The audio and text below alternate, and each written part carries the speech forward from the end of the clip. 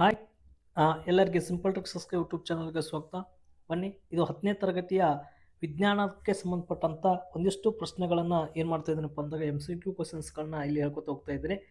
ಇವೆಲ್ಲ ಈ ವರ್ಷ ನಡೆಯುವಂಥ GPSTR ಮತ್ತು HSTR PSTR ಎಕ್ಸಾಮ್ಗೆ ಸಂಬಂಧಪಟ್ಟಂಥ ಇಲ್ಲಿ GKದಾಗೋದನ್ನು ಕೇಳ್ಬೋದು, ಅಥವಾ ಸಪ್ರೇಟಾಗಿ ವಿಜ್ಞಾನ ಪರೀಕ್ಷೆಗಳನ್ನು ಬರಿತಾ ಇರುವಂಥ ವಿಜ್ಞಾನ ವಿಷಯನ ಬರಿತಾ ಇರುವಂಥ ಈ ಶಿಕ್ಷಕರಿಗೆ ಏನಾಗ್ತದಪ್ಪ ಅಂತಂದಾಗ ಇವೆಲ್ಲ MCQ ಕ್ವಶನ್ಸ್ಗಳು ಹೆಲ್ಪ್ ಆಗ್ತವೆ. ಈ ವಿಡಿಯೋನ ಏನಂತ ನೋಡ್ಕೊತೀನಿ, ಕ್ವಿಕ್ಕಾಗಿ MCQ ಕ್ವಶನ್ಸ್ಗಳನ್ನ ಹೇಳ್ಕೊತ ಹೋಗ್ತಿರ್ತಿರ್ತೀನಿ. ಇವೆಲ್ಲ ನೋಡೋದ್ರಿಂದ ಒಂದೊಂದು ಕ್ವಶನ್ಸ್ಗಳು ನಿಮ್ಗೆ ಮತ್ತೆ ರಿಪೀಟ್ ಆಗ್ಬೋದು. ಇವೆಲ್ಲ 10ನೇ ತರಗತಿಯ ಅಧ್ಯಾಯ 1 ರಾಸಾಯನಿಕ ಕ್ರಿಯೆಗಳು ಮತ್ತು ಸಮೀಕರಣಗಳ ಮೇಲೆ ಕೇಳುವಂಥ ಪ್ರಶ್ನೆಗಳು ಆಗಿದ್ದಾವೆ. ಹಾಗಾದರೆ ಈ MCQ ಕ್ವಶನ್ಸು ಯಾವ ಥರ ಇದಾವೆ ಅಂತೇಳಿ ನೋಡ್ಕೊತ ಬರ್ರಿ. ಫಸ್ಟ್ ಟೈಮ್ ಯಾರು ಚಾನಲ್ ನೋಡ್ತಿರಪ್ಪ ಅಂತಂದಾಗ ಚಾನಲ್ಗೊಂದು ಸಬ್ಸ್ಕ್ರೈಬ್ ಮಾಡಿಕೊಡ್ರಿ. ಫಸ್ಟ್ ಪ್ರಶ್ನೆ ಏನಾಗಿದೆ ನೋಡ್ರಿ, ಇಲ್ಲಿ ಕೆಳಗಿನವುಗಳಲ್ಲಿ ರಾಸಾಯನಿಕ ಬದಲಾವಣೆಗೆ ಉದಾಹರಣೆ ಯಾವುದು? ರಾಸಾಯನಿಕ ಒಂದು ಬದಲಾವಣೆಗಳಿಗೆ ಉದಾಹರಣೆ ಯಾವುದು? ನೀರಿನಲ್ಲಿ ಉಪ್ಪು ಕರಗುವುದು, ಕಾಗದ ತುಂಡರಿಸುವುದು, ಕಬ್ಬಿನ ತುಕ್ಕು ಹಿಡಿಯುವುದು, ನೀರು ಕುದಿಯುವುದು. ರಾಸಾಯನಿಕ ಅಂದರೆ ಏನಪ್ಪ ಅಂತಂತಂದಾಗ ಅವು ಏನಾಗಬೇಕಪ್ಪ ಅಂತಂತಂದಾಗ ಅವು ಹಳ್ಳಿ ನಮ್ಗೆ ಸಿಗಬಾರ್ದು, ಹೌದಾ? ಸಿಕ್ಕರೂ ಕೂಡ ಅವು ಏನಾಗಿರ್ಬೇಕಪ್ಪ ಅಂತಂತಂದಾಗ ಕೆಮಿಕಲಿ ಚೇಂಜಸ್ಗಳಾಗಿದ್ವಪ್ಪ ಅಂತಂದ್ರೆ ಅವು ರಾಸಾಯನಿಕ ಬದಲಾವಣೆ. ಈ ನೀರಿನಲ್ಲಿ ಉಪ್ಪು ಕರಗುವುದು, ನೀರಿನಾಗ ಉಪ್ಪು ಕರಗುತ್ತಪ್ಪ ಅಂದಾಗ ಪುನಃ ಹೊಳ್ಳಿ ಅದನ್ನು ಪಡಿಬೋದು.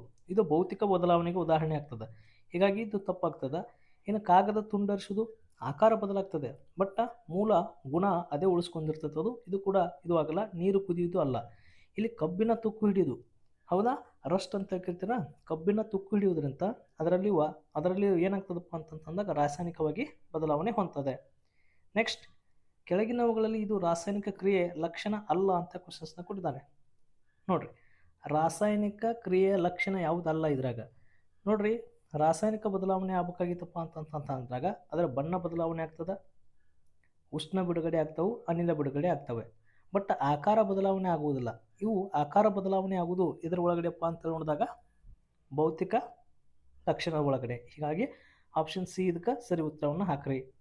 ಇನ್ನು ನೆಕ್ಸ್ಟ್, ಇಲ್ಲೊಂದು ಸಮೀಕರಣ ಕೊಟ್ಟಾನ. ಮೇಲಿನ ರಾಸಾಯನಿಕ ಕ್ರಿಯೆಯು ಯಾವ ವಿಧದ ರಾಸಾಯನಿಕ ಕ್ರಿಯೆಗೆ ಉದಾಹರಣೆಯಾಗಿದೆ ಅಂತೇಳಿ, ಹೌದಾ? ಯಾವುದಕ್ಕೆ ಉದಾಹರಣೆಯಾಗಿದೆ? ಸಂಯೋಗ ಕ್ರಿಯೆ. ಇನ್ನು ನೆಕ್ಸ್ಟ್ ಯಾವಪ್ಪ ಅಂತ ನೋಡ್ಕೊತ ಬಂದಾಗ ವಿಭಜನ ಕ್ರಿಯೆ, ಸ್ಥಾನಪಲ್ಲಟ ಕ್ರಿಯೆ, ದ್ವಿಸ್ಥಾನಪಲ್ಲಟ ಕ್ರಿಯೆ ಅಂತೇಳಿ ಇಲ್ಲಿ ಆಪ್ಷನ್ಸ್ನ ಕೊಡ್ತಾರೆ. ಇಲ್ಲಿ ಏನಾಗಿದೆಪ್ಪ ಅಂತಂದಾಗ ಸ್ಥಾನಪಲ್ಲಟ ಕ್ರಿಯೆ ಆಗ್ತದೆ. ಹೀಗಾಗಿ ಆಪ್ಷನ್ಸ್ 3 ಇದಕ್ಕೆ ಸರಿ ಉತ್ತರ ಆಗ್ತದೆ. ನೆಕ್ಸ್ಟು, ಕೆಳಗಿನವುಗಳಲ್ಲಿ ಪರಸ್ಪರ ವರ್ತಿಸಿ ಅಯಾನಗಳನ್ನು ವಿನಿಮಯ ಮಾಡಿಕೊಳ್ಳುವ ಮತ್ತು ಪ್ರಕ್ಷೇಪವನ್ನು ಉಂಟು ಮಾಡುವಂಥ ಪ್ರತಿವರ್ತಕಗಳ ಗುಂಪು ಯಾವುದು ಅಂತೇಳಿ ಇಲ್ಲಿ ಕ್ವಶನ್ಸ್ನ ಕೊಟ್ಟಿದ್ದಾರೆ. ಇದರಾಗ ಸರಿಯಾದ ಉತ್ತರ ಯಾವುದು ಅಂತೇಳಿ ನೋಡ್ಕೊತ ಬಂದಾಗ ಸರಿಯಾದ ಉತ್ತರ ಯಾವುದು ಇದ್ರಾಗ? ಆಪ್ಷನ್ ಸಿ, BaCl2 ಪ್ಲಸ್ ಮತ್ತು Na2SO4 ಅಂತೇಳಿ ನಾವು ಕರಿತೇವೆ. ನೆಕ್ಸ್ಟು, ವಿದ್ಯುತ್ ವಿಭಜನೆಯಲ್ಲಿ ಹೈಡ್ರೋಜನ್ ಮತ್ತು ಆಕ್ಸಿಜನ್ ಅನಿಲಗಳ ಉಂಟಾಗುವ ಪ್ರಕ್ರಿಯೆ ಯಾವುದು ಅಂತ ಕ್ವಶನ್ಸ್ನ ಕೊಟ್ಟಿದ್ದಾನೆ. ಇದರಲ್ಲಿ ಯಾವುದಪ್ಪ ಅಂತ ನೋಡ್ಕೊತ ಬಂದಾಗ ಅಂತರುಷ್ಣಕ ಕ್ರಿಯೆ ಅಂತೇಳಿ ಕರಿತೇವೆ, ಅಂತರುಷ್ಣಕ ಕ್ರಿಯೆ. ಹೀಗಾಗಿ ಆಪ್ಷನ್ ಸಿ ಇದಕ್ಕೆ ಏನಾಗ್ತದಪ್ಪ ಅಂತಂದಾಗ ಸರಿ ಉತ್ತರ ಆಗ್ತದ. ಇನ್ನು ನೆಕ್ಸ್ಟು, ಪ್ರತಿವರ್ತಕಗಳು ತಮ್ಮ ಅಯಾನಗಳನ್ನು ಪರಸ್ಪರ ಬದಲಾಯಿಸಿಕೊಂಡಾಗ ನಡೆಯುವ ರಾಸಾಯನಿಕ ಕ್ರಿಯೆ ಯಾವುದು ಅಂತೇಳಿ ಇಲ್ಲಿ ಕ್ವಶನ್ಸ್ನ ಕೊಟ್ಟಿದ್ದಾನೆ. ಇದರಲ್ಲಿ ಯಾವ ಕ್ರಿಯೆ ನಡೀತದಪ್ಪ ಅಂತಂದಾಗ ದ್ವಿಸ್ಥಾನ ಪಲ್ಲಟ ಕ್ರಿಯೆ ಅಂತೇಳಿ ಕರಿತೇವೆ, ಹೌದಾ? ಪ್ರತಿವರ್ತಕಗಳು ತಮ್ಮ ಅಯಾನಗಳನ್ನು ಪರಸ್ಪರ ಬದಲಾಯಿಸಿಕೊಂಡಾಗ ಇದನ್ನು ದ್ವಿಸ್ಥಾನ ಪಲ್ಲಟ ಕ್ರಿಯೆ ಅಂತೇಳಿ ಕರೀತಾರೆ. ನೆಕ್ಸ್ಟ್, ಈ ಕ್ರಿಯೆಯಲ್ಲಿ, ಹೌದಾ, ಇಲ್ಲೊಂದು ಸಮೀಕರಣ ಕ್ರಿಯೆ ಇದೆ. ಈ ಕ್ರಿಯೆಯಲ್ಲಿ ಕ್ರಮವಾಗಿ ಉತ್ಕರ್ಷಣೆ ಮತ್ತು ಅಪಕರ್ಷಣೆಗೆ ಒಳಗಾದ ಪ್ರತಿವರ್ತಕಗಳು ಯಾವುವು ಅಂತೇಳಿ ಕ್ವಶನ್ಸ್ನ ಕೊಟ್ಟಾನ. CaO, CuO ಮತ್ತು H2 ಮತ್ತು CuO,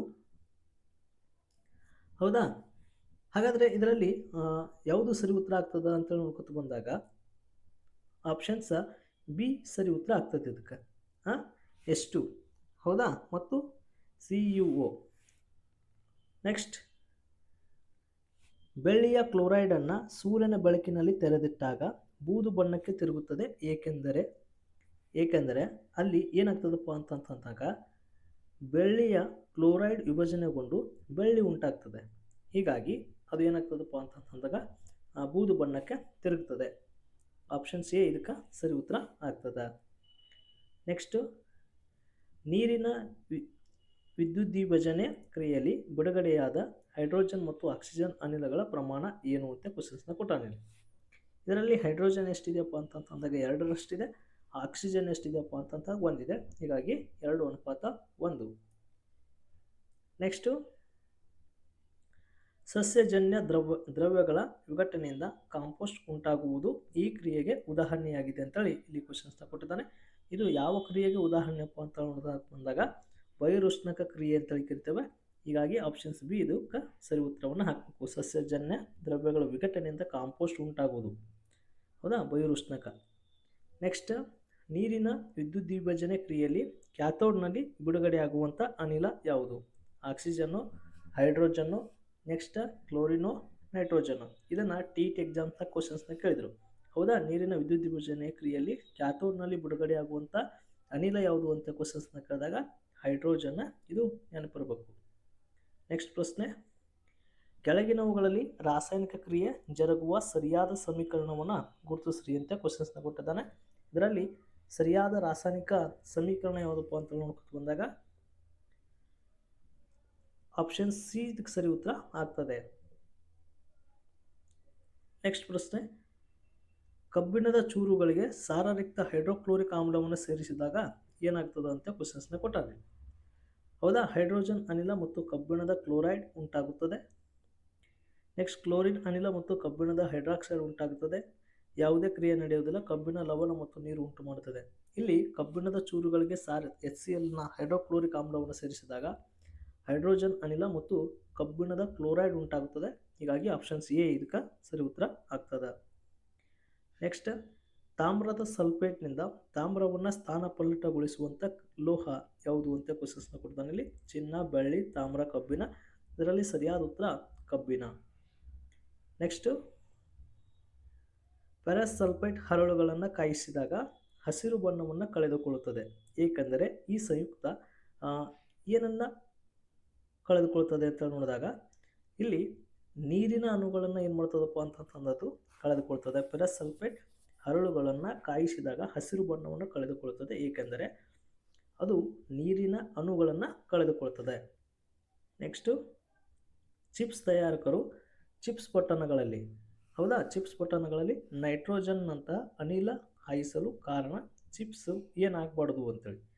ಅದು ಸಂಸ್ಕರಣ ತಡೆಗಟ್ಟಲು, ಉತ್ಕರ್ಷಣೆ ತಡೆಗಟ್ಟಲು, ಕಮಟುವಿಕೆ ಮಾಡಲು ಅಂತ ಕ್ವಶನ್ಸ್ನ ಕೊಟ್ಟಾರಲ್ಲಿ ಅಪಕರ್ಷಣೆ ತಡೆಗಟ್ಟಲು. ಹಾಗಾದರೆ ಈ ಉತ್ಕರ್ಷಣೆಯನ್ನು ತಡೆಗಟ್ಟಲೇ ಏನು ಮಾಡ್ತೀವಪ್ಪ ಅಂತಂದಾಗ ನಾವು ಈ ಚಿಪ್ಸ್ ಪಾಕೆಟ್ಗಳಲ್ಲಿ ನೈಟ್ರೋಜನ್ ಅನಿಲವನ್ನು ಏನು ಮಾಡ್ತೀವಪ್ಪ ಅಂತಂದಾಗ ತುಂಬುತ್ತೇವೆ.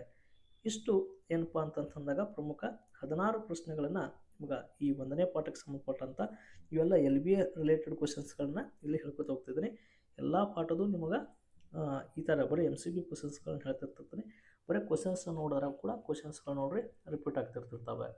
ಈ ಥರ ಪ್ರಶ್ನೆಗಳಿಗೋಸ್ಕರ ನೋಡ್ರಿ ಸಾಕಷ್ಟು ಎಲ್ಲ ಪಾಠದ್ದು ಅಪ್ಲೋಡ್ಗಳು ಆಗ್ತವೆ ವಿಡಿಯೋಗಳು. ಓಕೆ, ಧನ್ಯವಾದಗಳು.